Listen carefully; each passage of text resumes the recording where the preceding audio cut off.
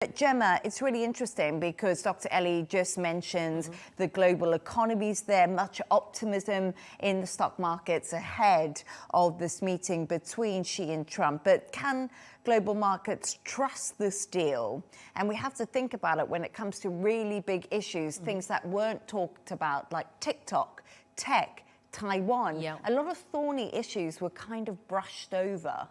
Yeah, I think right now, a lot that we see with Trump, it's really just words at the moment. You know, nothing's been agreed, nothing's been formally put down.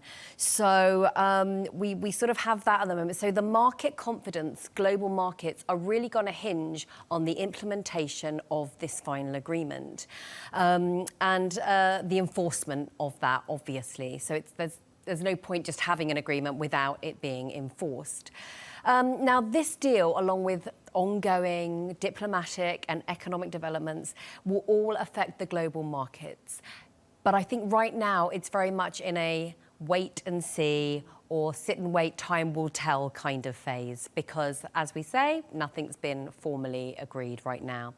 Now, I think there's a lot of pros and cons to this before we go into, you know, the things which weren't discussed. The pros is that the deal signals a willingness for these two superpowers to sit down and have these conversations.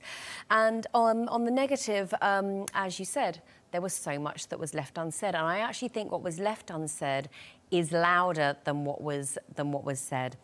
Tech, there's so many issues around technology. These have been ongoing for quite a long time with regards to security, intellectual property, cyber security, and then obviously the issue of Taiwan, again, been going on for a very long time. So, yeah, they haven't tackled these deep-rooted issues, but I wouldn't expect those to come up. These are decades old. They're not something that can be sorted out, you know, over a meeting in South Korea. And I sort of don't think we're going to hear about those for a while, to be honest.